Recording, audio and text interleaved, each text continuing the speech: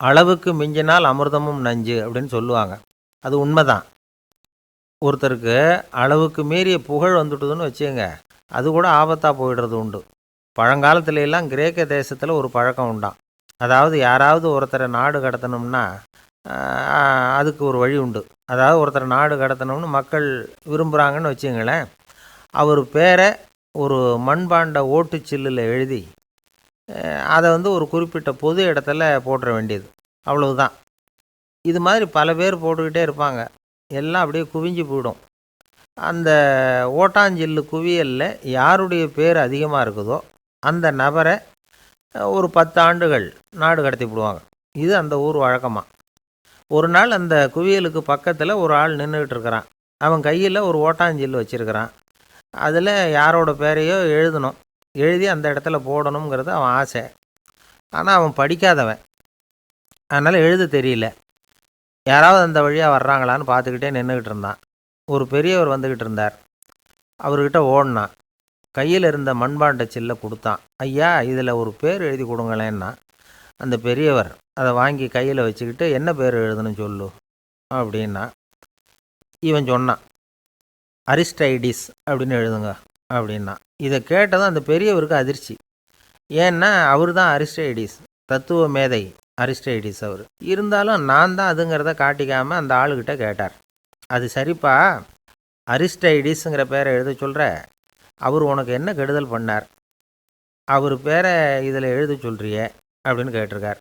அதுக்கு இவன் சொன்னானா, அவர் எனக்கு எந்த கெடுதலும் பண்ணலை, அவரை நான் பார்த்தது கூட இல்லை அப்படின்ட்டுருக்கான். அப்புறம் எதுக்காக அவரை நாடு கடத்தணும்னு நீ ஆசைப்படுற அப்படின்னு கேட்டிருக்கார். இப்போ அந்த ஆள் சொல்கிறான், அரிஸ்டைடஸை பற்றி எல்லாரும் பேசுகிறாங்க, அவர் ரொம்ப நல்லவர், அவர் ஒரு பெரிய அறிவாளிங்கிறாங்க, அவர் ஒரு பெரிய வள்ளல், பேரறிஞர், இப்படி எல்லாரும் சொல்கிறத கேட்டு கேட்டு எனக்கு ரொம்ப அலுத்து போயிட்டுது, அதனால தான் வெறுப்பாயிட்டேன் அப்படின்னு நானும். இதிலேருந்து என்ன தெரியுது? நாம் நல்லவனாக இருக்கிறதுல ஒன்றும் இடைஞ்சல் இல்லை. ஆனால் நம்மளை நல்லவன் நல்லவன் எல்லாரும் சொல்ல ஆரம்பிச்சிட்டாங்கன்னு வச்சுக்கோங்க, அப்போ இடைஞ்சல் ஆரம்பம்னு அர்த்தம். எதுவுமே அளவுக்கு மிஞ்சி போகாமல் பார்த்துக்க வேண்டியது ரொம்ப அவசியம். அளவுக்கு அதிகமாக ஆசைப்படாதவங்களில் ஆப்ரஹாம் லிங்கனும் ஒருத்தரான். அவர் ஒரு தடவை தன்னுடைய நண்பர்கள்கிட்ட பேசிக்கிட்டு இருந்தாராம். ஒருத்தர் கேட்டிருக்கார், ஒரு மனுஷனுக்கு கால்கள் எவ்வளோ உயரம் இருக்கணும் அப்படின்னு கேட்டாராம். இதுக்கு ஆப்ரஹாம் லிங்கன் சொன்னாராம், அது என்ன, இடுப்புலேருந்து தரையை தொடுற அளவுக்கு உயரம் இருந்தால் போதும் அப்படின்னாராம். ஒரு ஊரில் ஒரு ஆள் இருந்தான். அவனுக்கு ஒரே ஒரு மகள். அவளை நல்ல இடத்துல கட்டி கொடுக்கணும்னு ஆசைப்பட்டான். அதுக்காக மாப்பிள்ளை தேடிக்கிட்டு இருந்தான். அவன் கொஞ்சம் வசதியான ஆள், அதனால் நிறைய பேர் வந்தாங்க. இருந்தாலும் ஒரு நல்ல குணமுள்ள மாப்பிள்ளையாக இருக்கணும் அவன் எதிர்பார்த்தான். அப்படி இருக்கணும்னு தொடர்ந்து முயற்சி பண்ணான். கடைசியாக ஒரு 3 பேர் கிடைச்சாங்க. அந்த 3 பேரில் யாரை தேர்ந்தெடுக்கிறது, இதுதான் அவனுக்கு வந்த குழப்பம். இந்த நிலைமையில் ஒரு பெரியவரை தேடி போனான். அவர்கிட்ட தன்னுடைய பிரச்சனையை சொன்னான். அவர் கொஞ்சம் யோசனை பண்ணார். அதுக்கப்புறம் 3 பேரையும் கூப்பிட்டார். இதை பாருங்கப்பா, உங்கள் 3 பேருக்கும் 3 மாத கால அவகாசம் தர்றேன். நீங்கள் இப்போ போகலாம், 3 மாதம் கழித்து திரும்பி வரலாம். அப்படி வரும்பொழுது இந்த 3 மாத காலத்தில் நீங்கள் செஞ்ச நல்ல காரியம் ஏதாவது ஒன்று சொல்லணும். அதை வச்சு உங்களில் ஒருத்தரை நாங்கள் தேர்ந்தெடுத்துக்கிறோம் அப்படின்னு சொன்னாராம். 3 பேரும் சரின்னு சொல்லிவிட்டு திரும்பி போயிட்டாங்க. 3 மாதம் ஆச்சு. அதுக்கப்புறம் ஒரு நாள் திரும்பி வந்தாங்க. அவர் அவங்கள கூப்பிட்டு உட்கார வச்சார். அப்புறம் கேட்டார், இப்போ சொல்லுங்கள், இந்த 3 மாத காலத்தில் நீங்கள் செஞ்சுருக்கிற ஏதாவது ஒரு நல்ல காரியத்தை சொல்லுங்கள் அப்படின்னார். முதல்ல ஒருத்தன் எழுந்திரிச்சு நின்னான். ஐயா, எங்கள் அப்பா இறந்த பிறகு அவரோட கணக்கு வழக்குகளை எடுத்து பார்த்துக்கிட்டு இருந்தேன். அவர் ஒரு வியாபாரிகிட்ட 10,000 ரூபா கடன் வாங்கியிருக்கிறதாக எழுதியிருந்தார். அந்த வியாபாரியும் இப்போ உயிரோடு இல்லை. இருந்தாலும் அந்த வியாபாரியோட மகனை தேடி கண்டுபிடிச்சேன். கணக்கு புத்தகத்தை காட்டினேன். எங்கள் அப்பா உங்கள் அப்பா கிட்ட 10,000 ரூபா கடன் வாங்கியிருக்கிறதாக இதை எழுதியிருக்கிறார். அதனால் அதை திருப்பி கொடுக்கறதுக்காக வந்திருக்கிறேன், இந்தாங்க அந்த பணம் அப்படின்னு சொல்லி கொடுத்துட்டு வந்துட்டேன் அப்படின்னு நானும். இதை பெரியவர் கவனமாக கேட்டுக்கிட்டார். அதுக்கப்புறம் 2வது இளைஞன் எழுந்திரிச்சான். ஐயா, நான் போன மாதம் ஒரு நாள் ராத்திரி வேளையில் ஒரு காட்டுப்பாதை வழியாக எங்கள் ஊருக்கு போய்கிட்டு இருந்தேன். அந்த சமயத்தில் அந்த வழியாக வந்துக்கிட்டு இருந்த ஒரு வழிப்போக்கர்கிட்ட 4-5 திருடர்கள் வம்பு வளர்த்து அவர்கிட்ட இருந்த பொருளையெல்லாம் கொள்ளையடிச்சிக்கிட்டு இருந்தாங்க. நான் உடனே ஒரு குச்சியை எடுத்துகிட்டு ஓடினேன். அந்த திருடர்களை அடித்து விரட்டினேன். பொருளையெல்லாம் மீட்டு அந்த வழிப்போக்கர்கிட்ட ஒப்படைச்சேன்.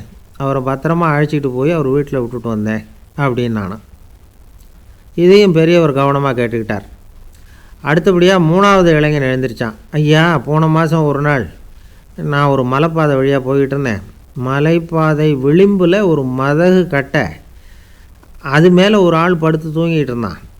அந்த பக்கம் தவறி உருண்டு விழுந்திருந்தான்னா அதில் பாதாளம், அது மலையடி வாரத்தில் போய் தான் விழணும், அவ்வளவு பள்ளம். அது தெரியாமல் அவன் பாட்டுக்கு தூங்கிட்டு இருந்தான். நான் உடனே அவன்கிட்ட ஓடி போய் குனிஞ்சு அவன் முகத்தை பார்த்தேன்.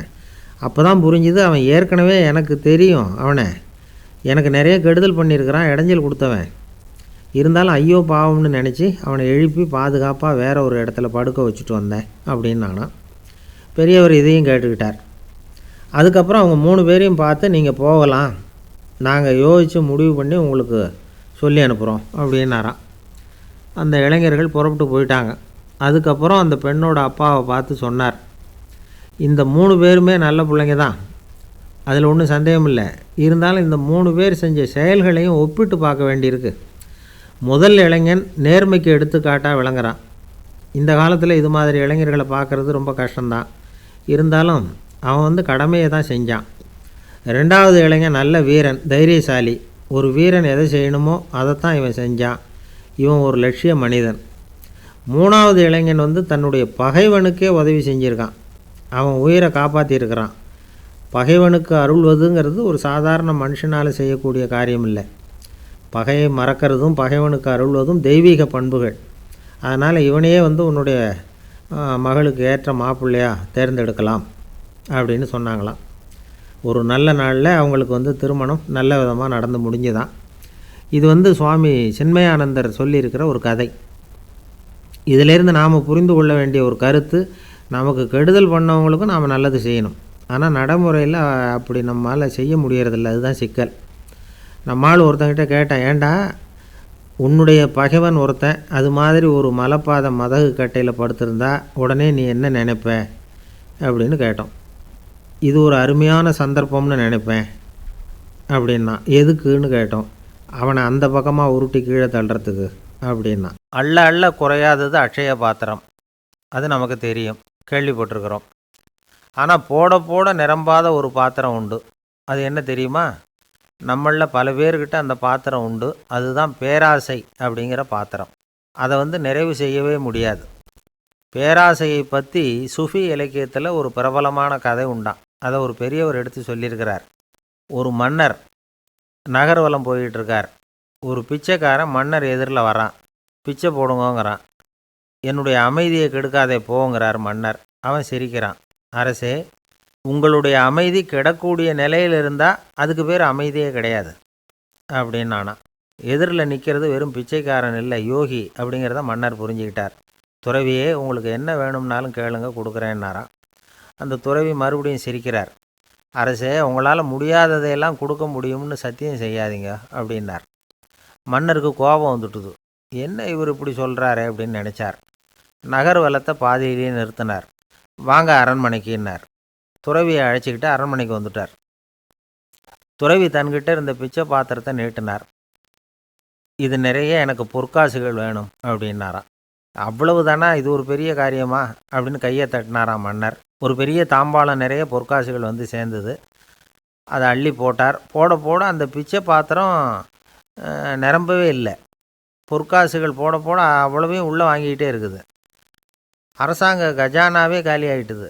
மூட்டை மூட்டையாக பொற்காசுகளை கொட்டி பார்த்துட்டாங்க. அது முழுங்கிக்கிட்டே இருக்குது. கடைசி வரைக்கும் அந்த பிச்சை பாத்திரம் நிரம்பவே இல்லை. அரசர்கிட்ட இருந்த கர்வம் போயிட்டுது. அப்படியே பொத்துன்னு துறவி காலில் விழுந்தார். அப்போ அந்த துறவி சொன்னாராம், மன்னா, இந்த பிச்சை பாத்திரத்தை உங்களால் மட்டும் இல்லை, வேற யாராலையும் நிரப்ப முடியாது. அதுக்கு என்ன காரணம்னா, இது சாதாரண பிச்சை பாத்திரம் இல்லை, பேராசைகளோடு வாழ்ந்து செத்துப்போன ஒரு மனிதனின் மண்டை ஓடுது அப்படின்னாராம். பாருங்கள், இதுதான் அந்த சுஃபி இலக்கிய கதை. செத்த பிறகும் நிறைவு இல்லைன்னா அது எப்பேற்பட்ட பேராசையாக இருக்கும்னு யோசித்து பார்த்துங்க. நம்மால் ஒருத்தர் கல்யாணம் பண்ணிக்க பொண்ணு பார்த்துக்கிட்டு இருந்தார். அழகு, அறிவு, படிப்பு எதுவும் தேவையில்லை, பணம் மட்டும் இருந்தால் போதும் அப்படின்னு பார்க்குறவங்ககிட்டெல்லாம் சொல்லி வச்சார். ரொம்ப நாளைக்கு அப்புறம் ஒரு பணக்காரர் கிடைச்சார். அவர் சொன்னார், இதை பாருங்கள், எனக்கு 20 வயசில் ஒரு மகள், அவளை நீங்கள் கல்யாணம் பண்ணிக்கிட்டா 2 லட்சம் பணம் கொடுப்பேன். 25 வயசில் ஒரு பொண்ணு, அவளை கல்யாணம் பண்ணிக்கிட்டா 2.5 லட்சம் தருவேன். 30 வயசில் ஒரு பொண்ணு இருக்கா, அவளை கல்யாணம் பண்ணிக்கிட்டா 3 லட்சம் தருவேன். என்ன சொல்கிற அப்படின்னாராம். இவன் கொஞ்ச நேரம் யோசித்து பார்த்துருக்கான். அதுக்கப்புறம் மெதுவாக அவரை நிமிர்ந்து பார்த்து, ஏன் சார், உங்ககிட்ட 50 வயசில் ஏதாவது பொண்ணு இருக்கா அப்படின்னு கேட்டானான். ஒரே ஒரு ஊரில் ஒரு ராஜா இருந்தார். அவர் பேரில் மக்களுக்கு ரொம்ப மரியாதை. அவ்வளவு நல்லா ஆட்சி புரிஞ்சுக்கிட்டு வந்தார். அவருக்கு வயசாயிட்டுது. அதனால் ஒரு நாள் அமைச்சரை கூப்பிட்டார். இதை பாருங்கள், எனக்கு வயசாகிட்டுது, அதனால் இந்த அரச பொறுப்பையெல்லாம் நீங்கள் ஏற்றுக்குங்க அப்படின்னார். அதுக்கப்புறம் ராணியை கூப்பிட்டார். வா, நாம் இனிமேல் இங்கே இருக்க வேணாம், காட்டுக்கு போய் தவம் பண்ணலாம் அப்படின்னு கூப்பிட்டார். இந்த செய்தி மக்களுக்கு அறிவிக்கப்பட்டது. மக்கள் உடனே கூட்டம் கூட்டமாக அரண்மனைக்கு வர ஆரம்பிச்சிட்டாங்க. மன்னரை போய் பார்க்குறாங்க. அரசே, தாங்கள் எங்களுக்கு தந்தை மாதிரி. நீங்கள் காட்டுக்கு போயிட்டால் நாங்கள்லாம் இங்கே எப்படி இருக்க முடியும்? எங்களுக்கெல்லாம் எந்த துன்பமும் இல்லாமல் பார்த்துக்கிட்டு வர்றீங்க. இது மாதிரியான ஒரு அரசாட்சி இல்லைன்னா மக்கள் வாழ்ந்து என்ன பயன் அப்படின்னாங்க. இருந்தாலும் என்ன பண்ணுறது, வயசாயிட்ட காரணத்தினால இந்த முடிவுக்கு வர வேண்டியிருக்குது அப்படின்னாரா ராஜா. அப்படின்னா நீங்கள் காட்டுக்கு போக வேணாம், நாங்கள் போகிறோம். நாங்கள் அங்கே போய் தவம் பண்ணுறோம், வழிபாடு பண்ணுறோம். கடவுள் வருவார், அவர்கிட்ட வரம் வாங்கிட்டு வந்துடுறோம் அப்படின்னாங்களாம். அப்படி சொல்லிவிட்டு உடனே எல்லோரும் காட்டுக்கு போனாங்க. நாட்டு மக்கள் எல்லாரும் ஒட்டு மொத்தமாக காட்டில் உட்காந்துக்கிட்டு தவம் பண்ணுறதை பார்த்தார் கடவுள். உடனே புறப்பட்டு வந்தார். எல்லோரும் இப்படி உட்காந்துருக்கிறீங்களே, என்ன வேணும் உங்களுக்கு அப்படின்னு கேட்டார். உடனே மக்கள் எல்லாரும் ஒரு குரலில் சொன்னாங்க, சுவாமி, எங்கள் மன்னன் ரொம்ப நாளைக்கு நல்லபடியாக இருக்கணும். அவர் மகிழ்ச்சியாகவும் உடல் நலத்தோடும் இருந்தால் தான் நாங்கள் அமைதியாக வாழ முடியும் அப்படின்னாங்க. சரி, அதுக்கு என்ன செய்யணும் அப்படின்னார் ஆண்டவன். எங்கள் மன்னருக்கு இன்னும் ஒரு 100 வருஷம் ஆயுளை கொடுங்க அப்படின்னாங்க. அவ்வளவுதானே, சரி அப்படியே ஆகட்டும் அப்படின்னு சொல்லிவிட்டு ஆண்டவன் போயிட்டார். மக்கள் மகிழ்ச்சியோடு திரும்பி வந்தாங்க. மன்னா, கடவுள் வரம் கொடுத்துட்டார், நீங்கள் 100 வருஷம் வாழ போகிறீங்க அப்படின்னாங்க. இதை கேட்டதும் ராணி ராஜாவை வணங்கி, நான் தவம் செய்ய போகிறேன் அப்படின்னு புறப்பட்டாங்க. உடனே மக்கள் என்ன நினச்சாங்க தெரியுமா? ஐயோ, நாம் ராஜாவுக்கு மட்டும்தானே நீண்ட ஆயுள் வேணும்னு வரம் வாங்கினோம், ராணிக்கு வாங்கலையே, அதுதான் கோபத்தில் புறப்பட்டாங்க போல இருக்குது அப்படின்னு நினச்சி வருத்தப்பட்டாங்க. ஆனால் ராணி நினச்சது அது இல்லை. ராணி போய் தவம் பண்ணாங்க, கடவுள் காட்சி கொடுத்தார். இவங்க கேட்குறாங்க, சுவாமி, ராஜாவுக்கு மட்டும் 100 வருஷம் ஆயுள்னு வரம் கொடுத்துட்டீங்க, அப்படின்னா குடிமக்களும் 100 வருஷம் இருக்கணும். இப்படிப்பட்ட குடிமக்கள் இல்லைன்னா அப்படிப்பட்ட அரசன் இருந்து என்ன பிரயோஜனம் அப்படின்னாங்களாம். ஆண்டவன் பார்த்தார். சரி, அவங்களும் 100 வருஷம் வாழ்வாங்க, அது மட்டும் இல்லை, நீயும் 100 ஆண்டு காலம் வாழ வரமளிக்கிறேன் அப்படின்னு சொல்லிவிட்டு மறைஞ்சிட்டார். இதில் ஆண்டவன் வர்றதும் மறையிறதும் முக்கியம் இல்லை. இதில் கவனிக்க வேண்டியது ஆள்கிறவனின் விசால மனம், குடிமக்களின் விசால மனம், ஆள்கிறவன் மனைவியினுடைய விசால மனம். இப்படி ஒரு நாடு இருந்துட்டுதுன்னா எப்படி இருக்கும் வாழ்க்கை நினச்சி பாருங்கள்.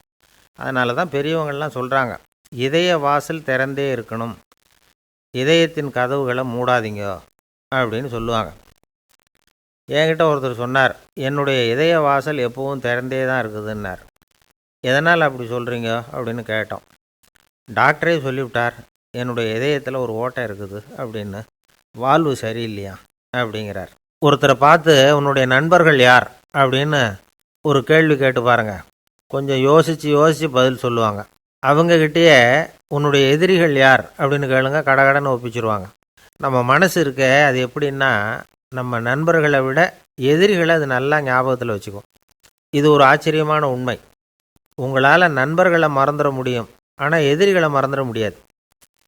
இது ஒரு வேடிக்கையான நிலைமை தான். அழகான தருணங்களை நாம் ஏன் மறந்துடுறோம்? இது இயற்கை. ஏன்னா நம்ம மனசு மலர்களை கவனிக்கிறதில்ல, அதில் இருக்கிற முள்ளை தான் கவனிக்குது. தன்னை காயப்படுத்துகிற எதையும் அது உடனே கண்டுகொள்ளுது. ஒரு தெளிந்த சிந்தனை உடைய மனசு மிக அழகாக உள்ள எல்லாத்தையும் கவனிக்கும். அது நன்றியுடன் உணரக்கூடிய எல்லாத்தையும் பார்த்து குறிச்சிக்கும். இப்படிப்பட்டவங்க வாழ்க்கை இயல்பாகவே நல்லா அமையும். அது ரொம்ப அபூர்வம்.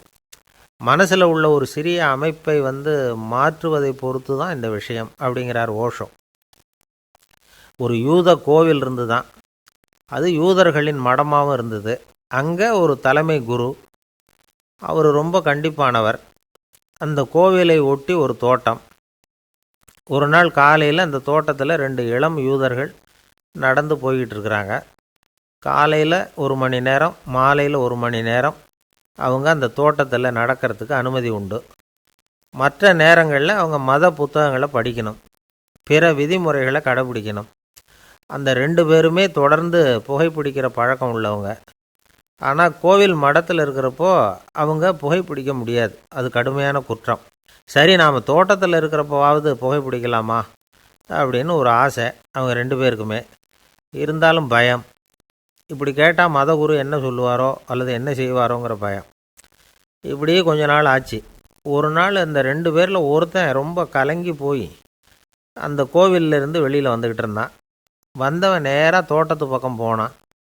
அங்கே இன்னொருத்தன் ஆனந்தமாக புகை பிடிச்சிக்கிட்டு இருக்கிறான். அதை பார்த்ததும் இவனுக்கு அதிர்ச்சி. அட கடவுளே, என்ன இது, நீ கேட்காமலே ஆரம்பிச்சிட்டியா அப்படின்னா. இல்லை இல்லை, நான் கேட்டுவிட்டு தான் ஆரம்பிச்சிருக்கேன்னா அவன். அப்படியா, என்ன மனுஷன் இவர், நானும் தான் கேட்டேன், என்னை கண்ணாமுன்னான்னு திட்டிவிட்டார். இது என்ன கோவிலா இல்லை நரகமா? உனக்கு புகை பிடிக்கணும்னு ஆசையாக இருந்தால் நரகத்துக்கு போகணும்னு சொல்லிவிட்டார். அது சரி, உன்னை மட்டும் எப்படி அனுமதிச்சார் அப்படின்னு கேட்டான் இவன். அவன் சிரிச்சுக்கிட்டே, நீ எப்படி கேட்ட சொல்லு அப்படின்னா. நாம் இந்த தோட்டத்துக்கு வர அனுமதிக்கப்பட்டிருக்கிறதே ஜபத்துக்காகத்தானே, அதனால் நான் ஜபம் சொல்லும் பொழுது புகை பிடிக்கலாமா அப்படின்னு கேட்டேன். அதுக்கு தான் அவர் சத்தம் போட்டு என்னை அடிக்கவே வந்துட்டார் அப்படின்னா இவன். நீ ஒரு மாதிரியாக கேட்டிருக்க, நான் வேறு மாதிரியாக கேட்டிருக்கிறேன். ஜெபம் சொல்லும்போது புகை பிடிக்கலாமான்னு நீ கேட்டிருக்க. ஐயா, புகை பிடிக்கும் பொழுது ஜபிக்கலாமா அப்படின்னு நான் கேட்டேன். அதில் தப்பு ஒன்றும் இல்லை அப்படின்னு பதில் சொல்லிட்டார் அப்படின்னா. ஒரு சிறிய மாற்றம்தான் அது மிகப்பெரிய மாறுதலை ஏற்படுத்தி விட்டது. மனசு நல்ல விதமாக சிந்திக்க ஆரம்பிச்சுட்டுதுன்னா மகிழ்ச்சிக்கு பஞ்சம் இல்லை. ஒரு கஞ்சன் ஆற்றுல விழுந்துட்டான். வெள்ளத்தில் தத்தளிச்சிக்கிட்டு இருக்கிறான். கரையில் நின்ன ஒருத்தர், உன் கையை கொண்டா இப்படி பிடிச்சி இழுத்து கரையில் சேர்த்து விட்றேன்னார். எதையும் கொடுத்து பழக்கம் இல்லாத அவன் கையையும் கொடுக்க மாட்டேன்னுட்டான். இவர் பார்த்தார்.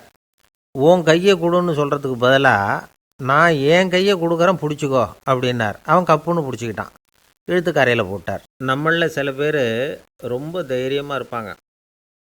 நாம் கூட சொல்கிறது உண்டு, அந்த ஆளுகிட்ட வர்றதுக்கு யமன் கூட பயப்படுவான் அப்படின்னு சொல்கிறது உண்டு. தைரியசாலிகளை நெருங்கிறதுக்கு யமன் பயப்படுவான் அப்படின்னு சொல்கிறது உண்மைதான், அது பொய் இல்லை. மன வலிமை இருக்குது பாருங்கள், அது மனுஷனை காப்பாற்றும். இது மருத்துவ ரீதியான உண்மை. உடல் கோளாறுகள் மன ஆரோக்கியத்தை பாதிக்கும். மன எழுச்சி, மன போராட்டம் இதெல்லாம் உடல் இயக்கத்தில் மாறுதலை உண்டாக்குது. சில வகையான நோய்களுக்கும் மனசுக்கும் இருக்கிற சம்பந்தம் என்னங்கிறத பற்றியெல்லாம் இப்போ ஆராய்ச்சி பண்ணுறாங்க. ஆஸ்மா, மூட்டு வலி, பெருங்குடல் அழற்சி, உயர் இரத்த அழுத்தம், சோரியாசிஸுங்கிற தோல் வியாதி, வயிற்று புண்ணு, இந்த தைராய்டு நச்சுத்தன்மை, இது மாதிரி நோய்களை உண்டாக்குறதுல மனசோட பங்கு என்னங்கிறத பற்றியெல்லாம் ஆய்வு பண்ணி பார்த்துருக்குறாங்க. எதுக்கு எடுத்தாலும் சோர்ந்து போகிறது, தோண்டு போகிறது, இப்படிப்பட்ட மனவாகு, அதோட யாரும் நமக்கு உதவ முடியாது அப்படிங்கிற மனோபாவம், கைவிடப்பட்ட மனநிலைமை, இதெல்லாம் நோயோட தீவிரத்தை ரொம்ப அதிகரிக்க செய்யுதான். இவங்கெல்லாம் அந்த கைகால் வலிக்குது, உடம்பு அசதியாக இருக்குது, தூக்கம் வரல, முதுகு வலிக்குது, உடம்புல உணர்ச்சி குறையுது, கை கால் விரல்லாம் மரத்து போகுது, இப்படி ஏதாவது சொல்லிக்கிட்டு டாக்டர்களை தேடி வந்துக்கிட்டு இருப்பாங்க. நெஞ்சு வலி யாருக்கு வருது தெரியுமா? பதற்றம், போட்டி மனப்பான்மை, அளவுக்கு அதிகமான வேகம், துடிப்பு, பேராசை, எதுலேயும் கட்டுப்பாடு, நேரம் தவறாமை, அப்புறம் இதெல்லாம் உள்ள மனவாக உள்ளவங்க இருக்கிறாங்கல்ல, அவங்க பெரும்பாலும் நெஞ்சு வலிக்கு ஆளாயிடுறாங்களாம். ஃப்ரீட்மேன் அப்படிங்கிறவர் நிறைய ஆராய்ச்சியெல்லாம் பண்ணி பார்த்துட்டு இதை உறுதிப்படுத்தியிருக்கிறார். அவர் பண்ணின ஆராய்ச்சியில் என்னெல்லாம் தெரிய வந்தது தெரியுமா? பொறுப்பு அதிகம் உள்ளவங்களுக்கு கண்டிப்பாக இரத்த அழுத்தம் வரும், அதிகமாக இருக்குமா. அதே மாதிரி கண்டிப்பாக இருக்கிறாங்கல்ல, அவங்களுக்கும் இரத்த அழுத்தம் அதிகரிக்குமா. இரத்த அழுத்தம் தனக்கு அதிகமாக இருக்குங்கிறத தெரிஞ்சுக்கிட்டவங்க தலைவலி, மயக்கம், இந்த தலை சுத்தல், அசதி, இது மாதிரியான உணர்வுகளை அவங்களுக்கு வந்துடும், அது மாதிரி உணர்வு. ஆனால் உண்மை என்ன தெரியுமா? இதெல்லாம் இரத்த அழுத்தத்தினால இல்லை, இரத்த அழுத்தம் கட்டுப்பாட்டுக்குள்ளே இருந்தால் கூட இவங்க இப்படி நினைக்கிறாங்களாம். இதுக்கு காரணம் மனசு தான் அப்படிங்கிறார் அவர். சில பேர் எப்படி தெரியுமா, ஒருத்தர் மாரடைப்பால் இறந்து போனார் அப்படின்னு கேள்விப்பட்டால் போதும், இறந்து போகிறதுக்கு காரணம் இதயம்தான் அப்படிங்கிற பீதியால், இதய தளர்ச்சி அப்படிங்கிற மனநோயால் பாதிக்கப்படுறார்.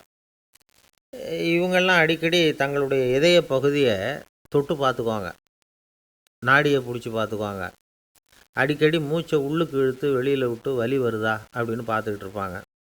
வேறு எங்கேயாவது வலிச்சா கூட நெஞ்சை வலிக்குதா அப்படின்னு பார்ப்பாங்க. நெஞ்சு வலிக்குதுன்னு கூட சில பேர் சொல்ல ஆரம்பிச்சிருவாங்க. ஆஸ்மாவுக்கும் மனசுக்கும் சம்பந்தம் உண்டு. தீர்வு காண முடியாத மன போராட்டங்கள் எல்லாத்துக்கும் அடுத்தவங்களையே சார்ந்து இருக்கிற மனநிலை, இதெல்லாம் ஆஸ்மாவினுடைய தீவிரத்தை அதிகப்படுத்திடும். பயம், இது எப்படின்னா என்ன நடக்குமோங்கிற பதட்ட நிலை, அப்புறம் இந்த பயம் இதெல்லாம் சுவாசித்தலை அதிகரிக்க செய்யுது இல்லையா? இதனால் இரத்தத்தின் காரத்தன்மை அதிகமாகி நோயின் தீவிரமும் அதிகமாகுது. மன போராட்டம், மனக்கவலை, மன இறுக்கம் இதெல்லாம் தோல் வியாதியை தூண்டி விடுதான். இது மாதிரி இன்னும் எவ்வளவோ இருக்குது. அதனால் இன்றைக்கி நமக்கு தேவை என்னென்னா மன வலிமை, மலர்ந்த முகம். இது ரெண்டு இருந்துட்டுதுன்னா பலவிதமான நோய்கள் நம்மக்கிட்ட நெருங்கி வராது. டாக்டர், என்ன நெருங்காமல் இருக்கிறதுக்கு நான் ஒரு காரியம் பண்ணுறேன் அப்படின்னார் ஒருத்தர்.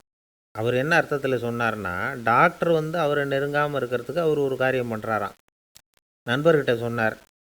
நண்பர் கேட்டார், அது என்ன காரியம் பண்ணுற அப்படின்னு கேட்டார். தினம் ஒரு ஆப்பிள் பழம் சாப்பிட்றேன்னார் அவர். ஏன்னா ஆங்கிலத்தில் ஒரு பழமொழி சொல்லுவாங்கள்ல, an apple a day keeps doctor away அப்படிம்பாங்க. ஒரு ஆப்பிள் பழம் சாப்பிட்டா டாக்டர் விலகியே இருப்பார், டாக்டர்கிட்ட போக வேண்டிய அவசியம் இருக்காது அப்படிங்கிறதுக்காக அந்த பழமொழி சொல்கிறது. நான் யாருமே நெருங்காமல் இருக்கிறதுக்கு நான் ஒரு காரியம் பண்ணுறேன்னார் இன்னொருத்தர். டாக்டர் நெருங்காமல் இருக்கிறதுக்கு ஆப்பிள் பழம் சாப்பிட்றேன்னார் அவர். என்னை யாருமே நெருங்காமல் இருக்கிறதுக்கு நான் ஒரு காரியம் பண்ணுறேன்னார் இன்னொருத்தர். அது என்னன்னு கேட்டோம். தினம் ஒரு பூண்டு சாப்பிட்றேன்னார். ஏ கார்லிக் எ டே கீப்ஸ் எவ்ரிபடி அவே அப்படின்னு அதுக்கு ஒரு புது விளக்கமும் கொடுத்தார். இமயமலை அடிவாரத்தில் ஒரு மடம், அங்கே ஒரு சன்னியாசி இருந்தார். அவர்கிட்ட ஒருத்தர் வந்தார். சுவாமி, ஆசையை உதற நினைக்கிறேன், முடியல, ஒட்டிக்கிட்டே வருது அப்படின்னாராம்.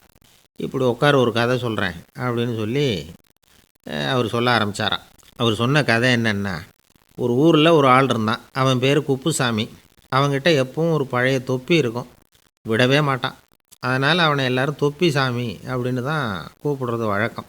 ஒரு புது தொப்பி வாங்கிக்கப்படாதாப்பா அப்படின்னு நண்பர்கள்லாம் சொல்லி பார்த்தாங்க. பணத்துக்கு எங்கே போவேன் அப்படின்னு விட்டானான்.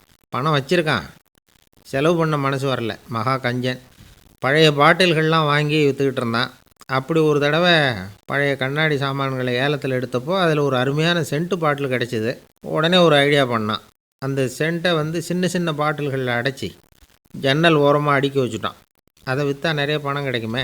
அதனால் இதுக்கு இடையில் ஒரு நாள் அவன் அப்படியே உட்காந்துருந்தான். அந்த நேரம் நண்பன் வந்தான். ஏண்டா, உன் பழைய தொப்பியை மாற்றப்படாதா? ஊரில் எல்லோரும் கேலி பேசுகிறாங்களே ஒன்று தொப்பி சாமின்னு அப்படின்னு சொல்லி கேட்டிருக்கான். இந்த சென்ட்டு பாட்டில் விற்றதும் பணம் வரும், அதுக்கப்புறம் பார்க்கலாம் அப்படின்னு நானா இவன். சரி வா, நீச்சல் குளத்துக்கு போயிட்டு வருவோம் அப்படின்னு கூப்பிட்ருக்கான் நண்பன். 2 பேரும் போனாங்க. அதே நேரம் அந்த ஊர் நீதிபதியும் அங்கே குளிக்க வந்தாராம். அவர்கிட்ட இருந்தது விலை வசந்த ஒரு புது தொப்பி. அதை அங்கே இருந்த ஸ்டாண்டில் மாட்டிவிட்டு குளிக்க போனார். இதுக்கிடையில் குப்புசாமி குளிச்சுட்டு வந்தான். அவனுடைய பழைய தொப்பியை காணலை. அந்த புது தொப்பியை பார்த்தா இது நண்பனுடைய வேலை தான் அப்படிங்கிறதாக புரிஞ்சுக்கிட்டு அதை எடுத்து மாட்டிகிட்டு வந்துட்டான். நீதிபதி குளிச்சுட்டு பார்க்குறாரு, தொப்பியை காணும். போலீஸில் புகார் கொடுத்தார். அவங்க தேடினாங்க. ஒரு மூலையில் பழைய தொப்பி கிடச்சிது. அடடா, இது நம்ம குப்புசாமியோட தொப்பி இல்லையா அப்படின்னு நானா ஒருத்தன். உடனே அவன் வீட்டுக்கு தேடிட்டு போயிருக்காங்க. அங்கே போய் பார்த்தா புது தொப்பி அங்கே இருக்குது. உடனே அவனுக்கு 1000 ரூபா அபராதம் போட்டாங்களாம். அவன் பணத்தை கட்டிவிட்டு ரொம்ப எரிச்சலோடு வீட்டுக்கு வந்தான். பழைய தொப்பி கண்ணில் பட்டுது. மறுபடியும், உன்னால் தானே எனக்கு 1000 ரூபா நஷ்டம் அப்படின்னு சொல்லி அதை எடுத்துக்கிட்டு அப்படி போயிருக்கான். அந்த ஊர் குளத்தில் வீசி எரிஞ்சிட்டு வந்துட்டான். அது மீன் பிடிக்கிற ஒருத்தன் கையில் சிக்கிச்சு.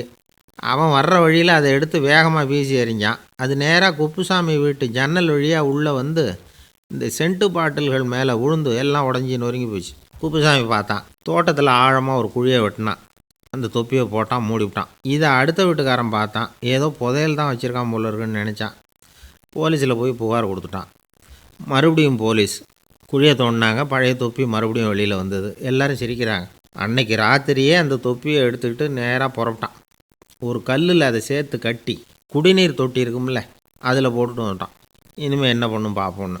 ஒரு நாள் திடீர்னு குழாயெல்லாம் அடைப்பட்டு போச்சு. மாநகராட்சி அலுவலர்கள் வந்து என்னன்னு பார்த்தா அந்த பழைய தொப்பி குழாயை அடைச்சிக்கிட்டு இருக்குது. இது குப்புசாமியோட தொப்பிங்கிறது தான் எல்லாருக்கும் தெரியுமே. உடனே குடிநீரை வந்து பாழாக்கணத்துக்காக குப்புசாமிக்கு கோர்ட்டு 2500 ரூபா அபராதம் போட்டுவிட்டுது. அதையும் கட்டிவிட்டு வெளில வந்தான். கடைசியாக முடிவு பண்ணான். ஒரு நெருப்பு குச்சியை கிழிச்சான். தொப்பியை கொளுத்தினான்.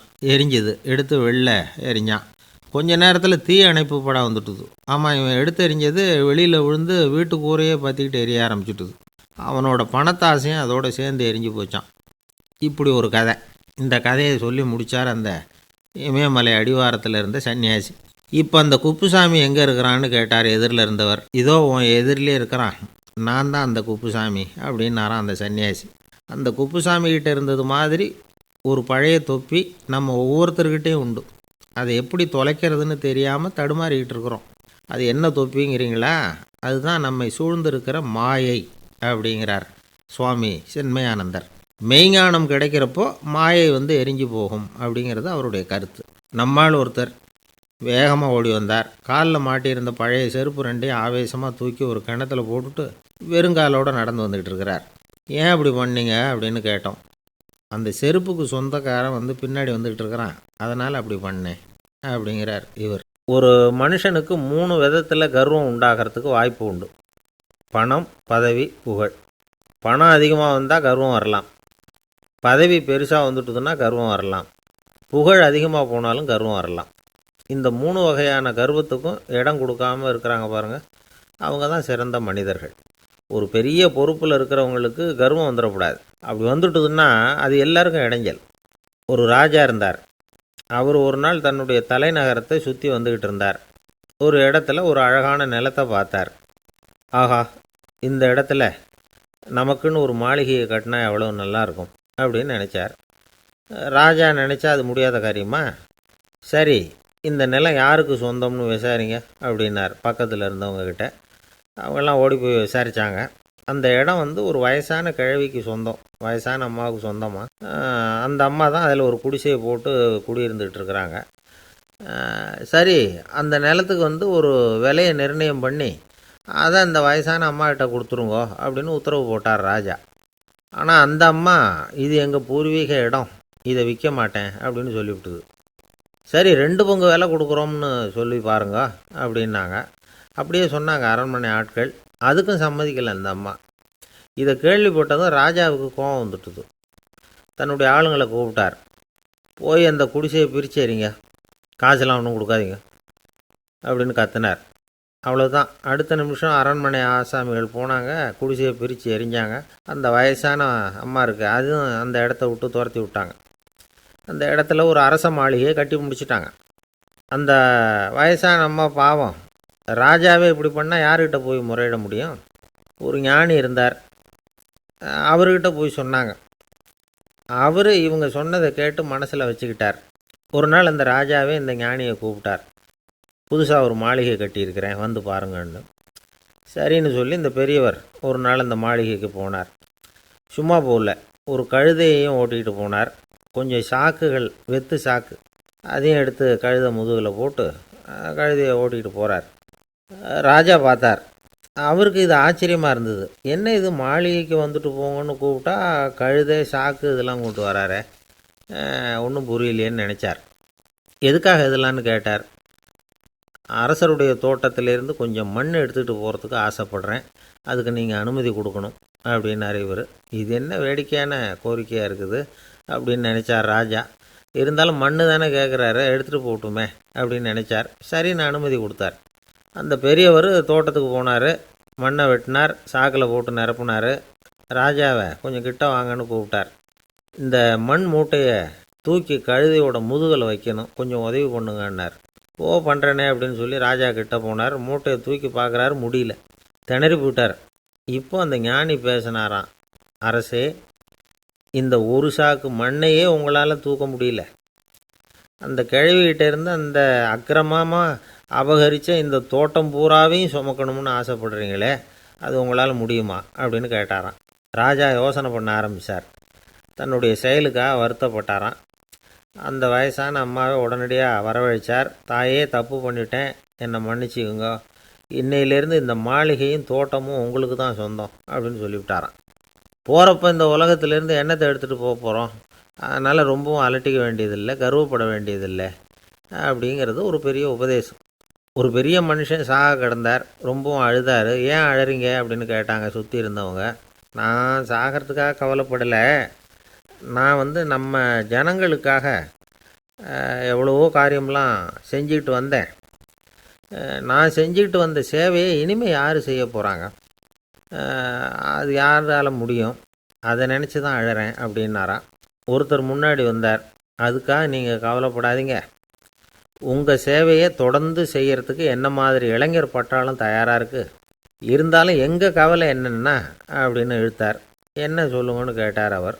நீங்கள் இது வரைக்கும் என்ன சேவை செஞ்சுக்கிட்டு வந்தீங்க, அதுதான் எங்களுக்கு இன்னமும் புரியாத புதிராக இருக்குது அப்படின்னாராம் அவர். ஒரு தந்தை தன்னோட பிள்ளைய ரொம்ப தைரியசாலியாக வளர்க்கணும்னு ஆசைப்பட்டார்.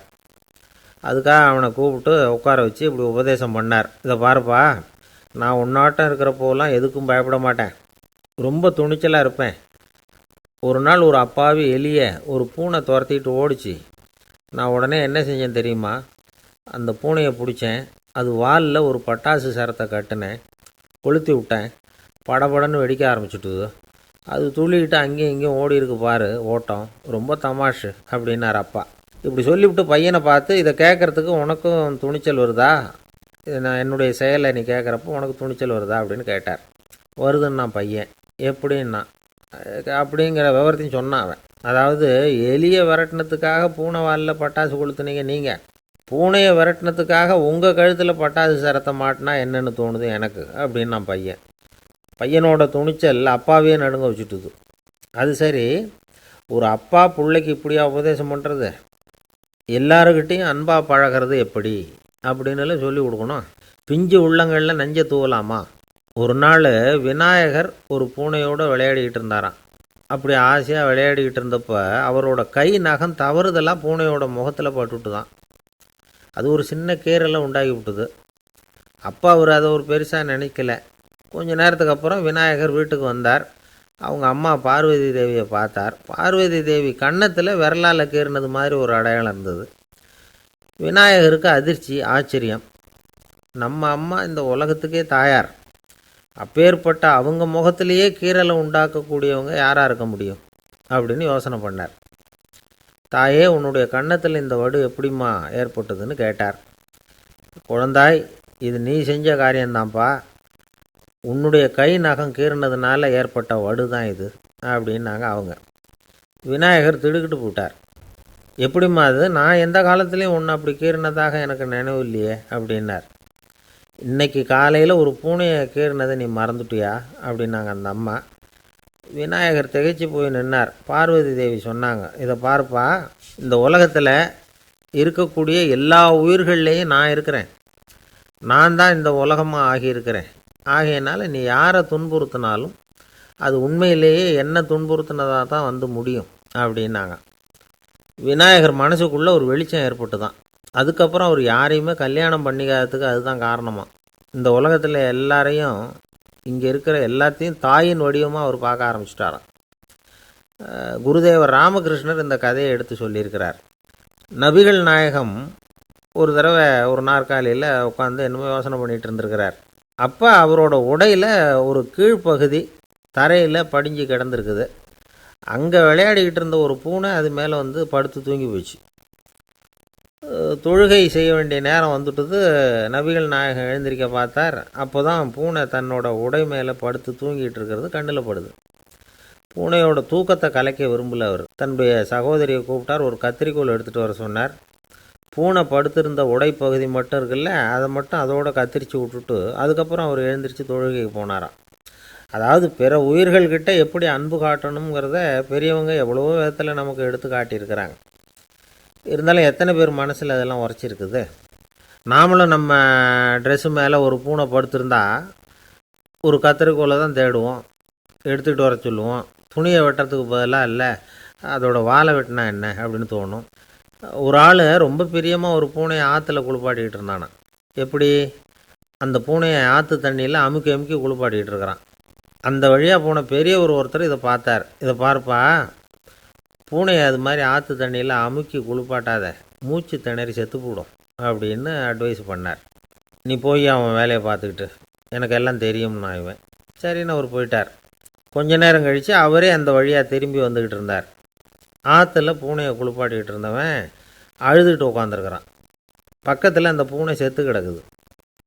இதை பார்த்தார் பெரியவர். நான் தான் அப்போவே சொன்னேனே அந்த பூனையை ஆற்றுல நினைக்காதேன்னு, அதை கேட்டிருந்தா இப்படி ஆயிருக்குமா அப்படின்னார். அந்த ஆள் கோபமாக இவரை முறைச்சி பார்த்தான். அட போய்யா, இந்த பூனை ஆற்றுல குளித்ததுனால ஒன்றும் செத்து போகல, குளித்ததுக்கப்புறம் அதோட உடம்பு ஈரமாக இருக்குதுன்னு அதை புழிஞ்சேன், அதனால தான் இப்படி ஆயிட்டுது அப்படின்னு நானான். ஒரு ஆள் ராமகிருஷ்ணரை தேடி வந்தான். அவன் கையில் 1000 பொற்காசுகள் வச்சுருந்தான். அதை அவர்கிட்ட கொடுத்து இதை ஏற்றுக்கணும் அப்படின்னு ரொம்ப பணிவாக கேட்டுக்கிட்டான். அவர் பார்த்தார், இது எனக்கு தேவையில்லை, ஆனாலும் உன்னுடைய மனசை புண்படுத்துறதுக்கு நான் விரும்பலை, அதனால் நீ கொடுக்குறத வாங்கிக்கிறேன்னார். வாங்கிக்கிட்டார். அப்புறம் கேட்டார், இதை பாரு, இனிமேல் இதெல்லாம் என்னுடைய இது தானே அப்படின்னார். ஆமாம், அதையெல்லாம் நான் உங்களுக்கே கொடுத்துட்டேன் அவன். சரி, இப்போ நீ எனக்காக ஒரு காரியம் பண்ணணும்னார். என்ன செய்யணும்னு சொல்லுங்கன்னா, இந்த நாணயங்களையெல்லாம் எடுத்துக்கிட்டு போய் கங்கை நதியில் எரிஞ்சுட்டு வா அப்படின்னார். இவனுக்கு அதிர்ச்சியாக போச்சு. என்ன பண்ணுறது? இனிமேல் அது முடியாதுன்னு சொல்ல முடியாது. ஏன்னா அந்த நாணயங்களையெல்லாம் அவருக்கே கொடுத்துட்டான்.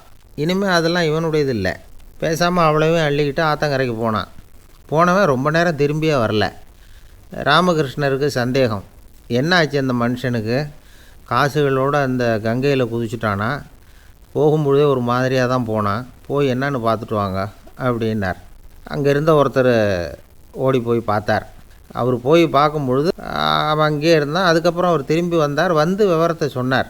அதாவது அவன் கங்கை கரையில் உட்காந்துக்கிட்டு ஒவ்வொரு நாணயமாக 1 2ன்னு எண்ணி எண்ணி வீசிக்கிட்டு இருக்கிறான். அவனை சுற்றி ஒரு கும்பல் நின்றுக்கிட்டு அவனை தடுத்துக்கிட்டு இருக்குது அப்படின்னு விவரத்தை சொன்னார் போயிட்டு வந்தவர். இதை கேட்டதும் ராமகிருஷ்ணரே புறப்பட்டு அங்கே போனாராம். என்ன இப்படி பண்ணிகிட்ருக்கிற? நான் உன்னை அந்த நாணயங்களை கங்கையில் வீசி எறிய சொன்னேன், நீ ஏன் அதை எண்ணிக்கிட்டு இருக்கிற அப்படின்னார். பழக்கம்தான் காரணம். நான் ஒவ்வொரு நாளும் ஒவ்வொன்றா சேமித்து வச்சேன். இன்றைக்கி என்கிட்ட நிறைய இருக்குது. உங்களுக்கு ஒரு 1000 நாணயங்களை கொடுக்கணுங்கிறது என்னோடய ஆசை அப்படின்னா. இப்போ ராமகிருஷ்ணர் சொன்னார், ஒரே நேரத்தில் எல்லாத்தையும் சம்பாதிச்சிருந்தா நீ எண்ணுறது பொருத்தமாக இருக்கும். எல்லாத்தையும் இழக்கும்போது ஒவ்வொன்றா எண்ணிக்கிட்டு இழக்கிறதுங்கிறது சரியான செயல் இல்லை. அதனால் ஒரே தடவையாக எல்லாத்தையும் தூக்கி எறிஞ்சிடும் அப்படின்னார். இது இழப்பது அப்படிங்கிற ஒரு உயர்ந்த நிலை. இதை நாம் யதார்த்த வாழ்க்கையில் சம்மந்தப்படுத்தி பார்த்து குழப்பிக்கிட்டு இருக்கக்கூடாது. இழக்கிறேன்னு சொல்லிக்கிட்டு இருக்கிற காசையெல்லாம் ஆற்றுலையும் குளத்துலையும் கொண்டு போய் எரிஞ்சிட்டு வாங்க அப்படின்னு உபதேசம் பண்ணுறதாக யாரும் நினச்சிடக்கூடாது. இதில் நாம் புரிஞ்சிக்க வேண்டியது என்னென்னா, எதையாவது ஒன்றை இன்னொருத்தருக்கு கொடுக்கணும் அப்படின்னு விருப்பப்பட்டால் அதை மனப்பூர்வமாக கொடுத்துடணும். கொடுத்துட்டு அதையே நினச்சிக்கிட்டு இருக்கக்கூடாது. நம்மால் ஒருத்தர் ஒரு 100 ரூபா நோட்டை தன்னுடைய நண்பர் ஒருத்தர்கிட்ட கொடுத்து, இது உனக்கு தான் வச்சுக்கோ அப்படின்னார். அவர் பார்த்தார், இது இனிமேல் எனக்கு தானே சொந்தம் அப்படின்னார். ஆமான்னார் அவர். அப்படின்னா எனக்காக நீ ஒரு உதவி செய்யணும்னார். சொல்லுங்கள் செய்கிறேன்னார் அவர். இந்த 100 ரூபா நோட்டை தீ வச்சு கொளுத்தி விடுன்னார். இவர் அதிர்ச்சியாகி அவரை பார்த்தார். இப்போ அவர் சொன்னார், நீ எனக்கு அன்பாக கொடுத்தது இது, இந்த நோட்டு கள்ள நோட்டுங்கிறது எனக்கு முன்னாடியே தெரியும், சீக்கிரம் கொளுத்தி விடு, அதுதான் நம்ம 2 பேருக்குமே நல்லது அப்படின்னாராம் அவர். அவர் ஒரு பெரிய குடும்பத்தில் பிறந்தவர். இருக்கிற சொத்துக்கள் எல்லாத்தையும் வாரி வழங்கிவிட்டு காட்டுக்கு புறப்பட்டார் தவம் செய்கிறதுக்காக. இருந்தது பூராவும் கொடுத்துட்டார். இனிமேல் எதுவுமே இல்லை கொடுக்கறதுக்கு. அப்போது கடைசியாக ஒருத்தன் கையை நீட்டினான். ஐயா ஏதாவது கொடுங்கன்னா. அவர் பார்த்தார். கட்டியிருக்கிற வேட்டியை தவிர வேறு எதுவுமே இல்லை. 8 முழம் பட்டு வேட்டி, ஜரிகை கரையோடு இருக்குது. கடைசியாக அதை தான் எடுத்து கட்டிக்கிட்டு அவர் புறப்பட்டுக்கிட்டு இருக்கிறார். அவர் பார்த்தார், எதிரில் அவன் பரிதாபமாக நின்றுக்கிட்டு இருக்கிறான். அந்த 8 முழ வேட்டியை 2ஆக கிழிச்சார். 4 முழத்தை அவங்ககிட்ட கொடுத்துட்டு மீதி 4 முழத்தை தன்னுடைய இடுப்பில் கட்டிக்கிட்டு அவர் காட்டுக்கு போயிட்டார். இவன் என்ன பண்ணான் தெரியுமா? கையில் கிடைச்ச 4 முழத்தை எடுத்துக்கிட்டு கடை வீதிக்கு போனான். பழைய பட்டு வேட்டி ஜருகை இதெல்லாம் விலைக்கு வாங்குகிற வணிகர் ஒருத்தர் இருந்தார். அவர்கிட்ட போனான். இதை விலைக்கு எடுத்துக்கிறீங்களான்னு கேட்டான். அவர் வாங்கி பார்த்தார். ஆஹா, ரொம்ப அருமையான வேட்டி, விலை ஒசந்த ஜருகை, இது ஏது உனக்குன்னு கேட்டார். அவன் நடந்ததை சொன்னான். அப்படின்னா ஒன்று செய், இந்த வேட்டியோட இன்னொரு பாதியையும் மெதுவாக வாங்கிட்டு வந்துரு, உனக்கு நிறைய பணம் தரேன் அப்படின்னார் அந்த வணிகர். இவன் கொஞ்சம் யோசனை பண்ணி பார்த்தான். கொஞ்சம் இருங்க, தான் வந்துவிட்றேன் அப்படின்னு சொல்லிவிட்டு நேராக காட்டுக்கு போனான். அவர் எங்கே இருக்காருன்னு தேடி கண்டுபிடிச்சான். அவர் ஒரு இடத்துல தவக்கோலத்தில் இருக்கிறார். கட்டியிருந்த இடைவேட்டியும் அவரை அறியாமலே நழுவி கீழே விழுந்து கிடக்குது. இவனுக்கு ரொம்ப வசதியாக போச்சு. அவரை கேட்க வேண்டிய அவசியமே இல்லை. மெதுவாக சத்தம் போடாமல் அடிமேல் அடி வச்சு நெருங்கினான். அவர் கண்ணை மூடிக்கிட்டு அவர் பாட்டு நின்றுக்கிட்டு இருக்கார். இவன் மெதுவாக போய் கீழே கிடந்த அந்த துணியை எடுத்துக்கிட்டு சத்தம் போடாமல் திரும்பி நடந்தான். அப்படி கொஞ்சம் தூரம் நடந்திருப்பான். அப்படி ஓட ஆரம்பிக்கிற சமயத்தில் அவன் காலில் கீழே கிடந்த முள் ஒன்று நறுக்குன்னு தைச்சி விட்டுது. வலி தாங்க முடியாமல் அம்மான்னு கத்திவிட்டான். இந்த சத்தத்தினால கண்ணை மூடி நின்றுக்கிட்டு இருந்த அவர் தவம் கலைஞ்சிது. மெதுவாக கண்ணை திறந்து பார்க்குறார். தன் இடையில் இருந்த வேட்டி அவன் கையில் இருக்குது. இப்போ அவர் நினைக்கிறாராம், இந்த வேட்டி மேலே நான் வச்ச ஆசை அல்லவா அவனை திருடனை ஆக்கிவிட்டுது அப்படின்னு நினச்சாராம். இது எப்பேற்பட்ட மனநிலைங்கிறத கொஞ்சம் யோசிச்சு பாருங்கள். தான் ஒரு பொருள் மேலே வைத்த பற்று இன்னொரு மனிதன் திருடனாக ஆகிறதுக்கு காரணமாக ஆயிட்டுதே அப்படின்னு நினைக்கிறார். அப்படி நினச்ச அவர் யார் தெரியுமா? அவர் தான் மகாவீரர். இழந்துட்டேங்கிறியே, நீ என்னத்தை கொண்டு வந்த இங்கே இழக்கிறதுக்கு? நீ என்னத்தை உண்டாக்குன இது அழிஞ்சுட்டுதுன்னு சொல்கிறதுக்கு? இது அவருடைய சிந்தனை. இன்றைக்கி நம்ம சிந்தனையெல்லாம் வேறு மாதிரி இருக்குது. ஒருத்தன் நடுத்தெருவில் உட்காந்து அழுதுகிட்டு இருந்தான். அந்த வழியாக வந்தவர் கேட்டார், ஏன்ப்பா அழற அப்படின்னு கேட்டார். 5 ரூபா சார், இந்த இடத்துல விழுந்துட்டுது, ரொம்ப நேரமாக தேடுறேன், கிடைக்காது போல இருக்கு அப்படின்னா. எப்போ தொலைஞ்சுது அப்படின்னு கேட்டார். அது எனக்கு தெரியாது சார், பணத்தை தொலைச்சவன் தேடி பார்த்துட்டு போயிட்டான், நான் அவனுக்கு பின்னாடி தேட வந்தவன் அப்படின்னு சொல்லிவிட்டு மறுபடியும் தேட ஆரம்பித்தானா. ஒருத்தர் ஒரு தவறு செஞ்சு விட்றாருன்னு வச்சுக்கோங்க. உடனே நீ செஞ்சது தவறு அப்படின்னு சொல்கிறது ஒரு வகை. அதுக்கு பதிலாக எது சரின்னு அவர் புரிந்து கொள்ள உதவி செய்கிறது இன்னொரு வகை. இந்த 2வது வகை இருக்குது பாருங்கள், நிர்வாக இயலில் இது ரொம்ப முக்கியம். அலுவலகத்தில் வேலை பார்க்குற ஒருத்தர் முக்கியமாக தெரிஞ்சுக்க வேண்டியது என்ன தெரியுமா? சக ஊழியர்கள்கிட்ட எப்படி பழகணும், மேலதிகாரிகள்கிட்ட எப்படி பழகணும், தனக்கு கீழே வேலை செய்கிறவங்கக்கிட்ட எப்படி பழகணும், வாடிக்கையாளர்கள்கிட்ட எப்படி பழகணும், இவங்க எல்லார்கிட்டையும் செம்மையான உறவை ஏற்படுத்திக்கிறது எப்படி, இதையெல்லாம் சொல்லிக் கொடுக்குற பாடம் தான் இன்டர் பர்சனல் ஸ்கில், திறமையான உறவு அப்படிங்கிறது. எந்த வேலையில் இருந்தாலும் சரி, இந்த உறவுகளை வளர்க்கும் திறன் உள்ளவங்க சீக்கிரம் முன்னுக்கு வந்துடுறாங்க. மற்றவங்க கிட்ட உறவை பலப்படுத்திக்கிறது எப்படி அப்படின்னு தெரிஞ்சுக்கிட்டோம்னா எந்த ஒரு தடையையும் சுலபமாக தாண்டி செய்கிற தொழிலில் முன்னுக்கு வந்துடலாம். ஹார்வர்டு பல்கலைக்கழகத்தில் ஒரு கணக்கெடுப்பு பண்ணி பார்த்தாங்களாம். பார்க்குற வேலையில் எது மாதிரி குணாதிசயம் உள்ளவங்க வேகமாக முன்னுக்கு வர்றாங்க அப்படின்னு தெரிஞ்சுக்கிறதுக்காக இந்த கணக்கெடுப்பு. வெவ்வேறு துறையில் வேகமாக முன்னுக்கு வந்திருக்கிற பல பேரை சந்தித்து இந்த சர்வேயை நடத்தியிருக்கிறாங்க. அவங்க கண்டுபிடிச்சி சொல்லியிருக்கிற உண்மை என்ன தெரியுமா? ஒருத்தர் ஒரு வேலையில் இருந்தால் அது சம்பந்தப்பட்ட சப்ஜெக்ட் பற்றிய அறிவு 35% இருந்தால் போதுமா. ஆனால் உறவுகளை வளர்க்கக்கூடிய திறன், இன்டர் பர்சனல் ஸ்கில்லு 65% வேணும். இப்படி உள்ளவங்க சீக்கிரம் முன்னுக்கு வந்துடுறாங்களாம். அதனால் ஒருத்தருக்கு வேலை சரியாக புரியலைன்னா கூட விவரமாக மற்றவங்கக்கிட்ட பழகிறது எப்படின்னு புரிஞ்சால் போதும், அவர் முன்னுக்கு வந்துடலாம். அலுவலகங்களில் மட்டும் இல்லை, எல்லா இடங்கள்லேயும் இது ரொம்ப முக்கியம். வீட்டுக்குள்ளேயும் இது ரொம்ப முக்கியம், வீட்டுக்கு வெளியேயும் இது முக்கியம். அடுத்தவங்கக்கிட்ட பழகிறது எப்படிங்கிறத தெரிஞ்சிக்காதவன் வாழ்க்கையில் முன்னேற முடியாது. இன்றைக்கி ஆயுதங்களால் காயப்படுத்தி கொள்ளுகிறவர்களை விட வார்த்தைகளால் காயப்படுத்தி கொள்ளுகிறவர்கள் தான் அதிகம். பெரியவங்க என்ன சொல்கிறாங்க தெரியுமா? நீங்கள் இந்த பூமியில் பிறந்ததன் அர்த்தம் பூர்த்தி ஆகணும்னா அடுத்தவங்களுக்கு உதவி பண்ணுங்க. அடுத்தவங்களுக்கு உதவி செய்ய முடியாவிட்டால் கூட பரவாயில்லை, ஆனால் யாரையும் புண்படுத்தி விடாதீங்க அப்படின்னு சொல்கிறாங்க. எனக்கு தெரிஞ்ச ஒருத்தர் ஒரு அலுவலகத்தில் வேலை பார்க்குறார். அவர் சொல்லுவார், எனக்கு இந்த இன்டர்பர்சனல் ஸ்கில் ரொம்ப அதிகம் சார். சக ஊழியர்கள்கிட்ட ரொம்ப சுமூகமாக நடந்துக்குவேன். என் கூட வேலை பார்க்குற ஒருத்தருக்கு ஏதாவது ஒரு கஷ்டம்னா அந்த சமயத்தில் அவர் செய்ய வேண்டிய வேலையை நான் செஞ்சுருவேன் சார் அப்படிம்பார். நான் அவர்கிட்ட சமீபத்தில் அப்படி ஏதாவது செஞ்சுருக்கீங்களா அப்படின்னு கேட்டேன். செஞ்சுருக்கேன் சார். போன வாரம் புதன்கிழமை ஆஃபீஸில் என் பக்கத்து சீட்டுக்காரருக்கு வயிற்று வலி. உடனே நான் மெடிக்கல் லீவ் போட்டுவிட்டு எங்கள் வீட்டுக்கு போயிட்டேன் சார் அப்படின்னார். பந்திக்கு முந்தர ஆசாமிகள் நம்மளில் பல பேர் உண்டு. அப்படி முந்தறதுக்கு கூட முயற்சி பண்ணுறவங்க நிறைய பேர் இருக்கிறாங்க. இதில் என்ன ஒரு விஷயம்னா, பந்திக்கு முந்துறது கூட தப்பு இல்லை.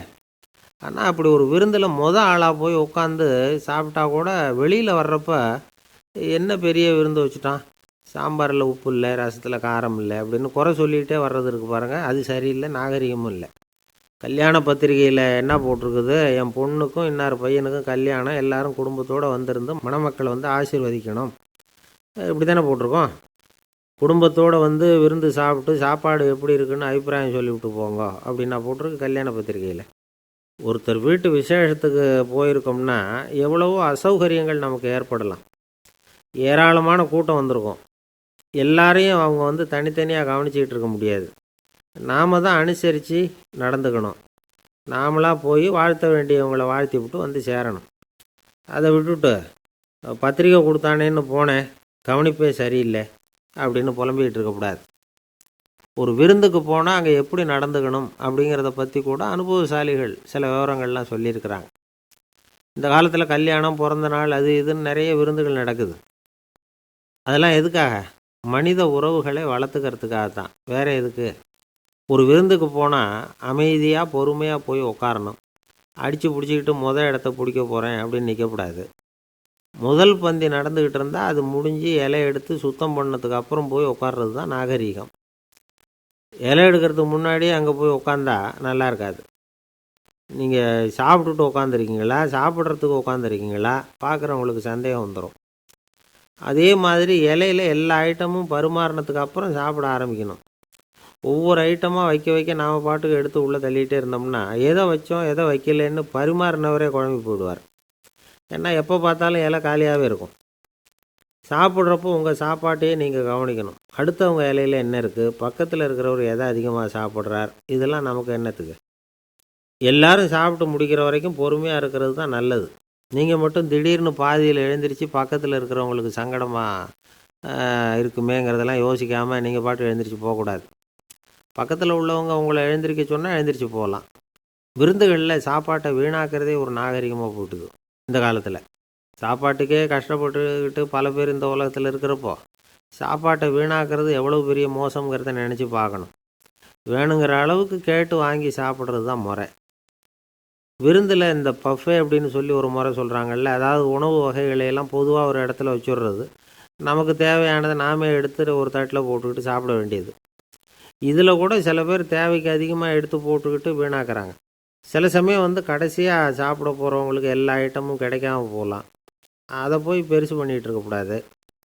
என்ன சார், இந்த அளவுக்கு கூடவா நாகரிகம் தெரியாமல் இருக்கிறோம், இதை போய் பெருசாக சொல்ல வந்துட்டீங்களே அப்படின்னு நினைக்கலாம். ஒருத்தர் 2 பேருக்கு இந்த விவரம் தேவைப்படலாம். அவங்க காதலையும் இது விழட்டுமேங்கிறதுக்காக தான் இது. ஒரு பெரிய கல்யாண விருந்து நடந்துக்கிட்டு இருந்தது.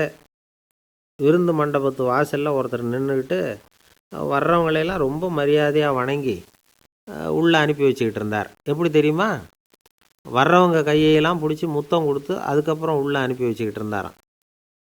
கூட்டம்லாம் முடிஞ்சதுக்கப்புறம் அவர்கிட்ட போய் கேட்டிருக்கிறாங்க, சார், நானும் எவ்வளவோ விருந்துகளுக்கு போயிருக்கிறேன், இருந்தாலும் இவ்வளவு மரியாதையாக வர்றவங்க கைக்கெல்லாம் முத்தம் கொடுத்து வரவேற்கிறத இங்கே தான் பார்க்குறேன் அப்படின்னு சொன்னாங்க. அதுக்கு அவர் சொன்னார், அட போங்க சார், நான் முத்தம் கொடுக்கல, முந்தின பந்திக்கு வந்து சாப்பிட்டவங்களே அடுத்த பந்திக்கும் வர்றாங்களான்னு மோந்து பார்த்து அனுப்பி வச்சுக்கிட்டு இருந்தேன் அப்படின்னார். ஒரு ராஜா இருந்தார். நாடு பூராவும் நிறைய மரங்களை நட்டு வளர்க்கணுங்கிறது அவரோட ஆசை. தானே அதுக்கு முன்மாதிரியாக இருக்கணும்னு நினச்சார். அரண்மனையை சுற்றி மரங்களை நட்டு வளர்த்தார். இதை பார்த்துட்டு ஜனங்களும் அவங்கவுங்க வீட்டை சுற்றி மரக்கன்றுகளை நட்டு வளர்த்தாங்க. கொஞ்ச காலத்தில் ஊர் பூரா பசுமையாக மாறிச்சு. எல்லாருக்கும் சந்தோஷமாக இருந்தது. இது ஒரு பக்கம் இருக்கட்டும். இப்போ நான் சொல்ல போகிற கதை வேறு. அதாவது அந்த ராஜா ஒரு நாள் தன்னுடைய அரண்மனையை சுற்றி இருக்கிற விதவிதமான மரங்களை எல்லாம் போய் பார்த்தார். எப்படி இருக்கிறீங்க அப்படின்னு ஒவ்வொரு மரத்துக்கிட்டையும் விசாரிச்சாராம். எந்த மரமும் சந்தோஷமாக இருக்கிறதா தெரியல. அது அதுக்கும் மனசில் ஒரு குறை. முதல்ல ஆலமரத்துக்கிட்ட போனார். அது சொல்லிச்சு, மண்ணா நான் நல்லா பெருசாக வளர்ந்துருக்கிறேன், அடர்த்தியாக இருக்கிறேன், கிளையெல்லாம் 4 பக்கமும் நல்லா படர்ந்து தான் இருக்குது, இருந்தாலும் எந்த பிரயோஜனமும் இருக்கிறதா தெரியல எனக்கு. என்னுடைய பழம்லாம் ரொம்ப சின்னதாக இருக்குது, என் கண்ணுக்கு சரியாக புலப்பட மாட்டேங்குது.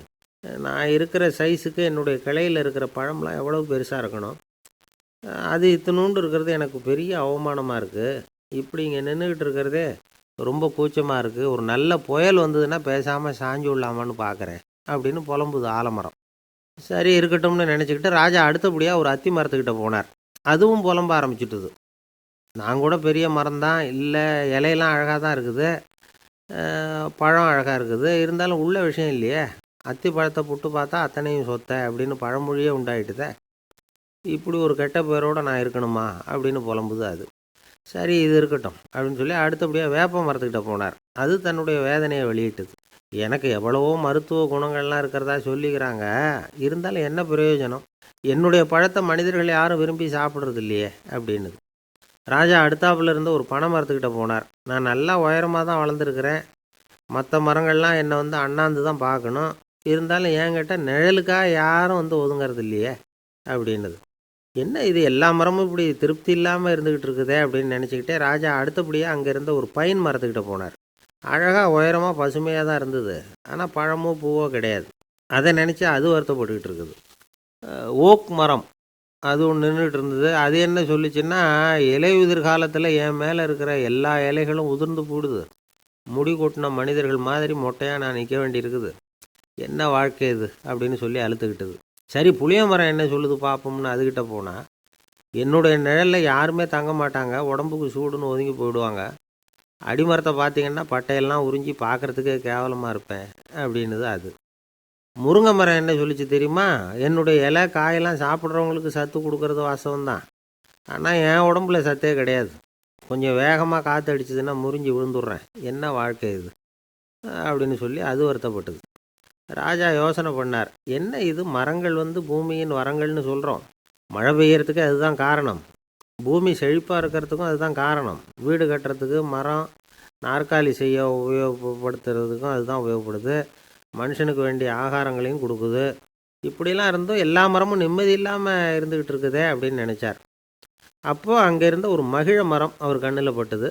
அந்த மரம் மட்டும் கொஞ்சம் நிம்மதியாக மகிழ்ச்சியாக இருக்கிறது மாதிரி தெரிஞ்சுது. உடனே ராஜா அதுக்கிட்ட போனார். உனக்கு மனசில் எதுவும் குறை இல்லையான்னு கேட்டார். இல்லை நான் சந்தோஷமாக தான் இருக்கேன்னு அந்த மகிழ மரம்.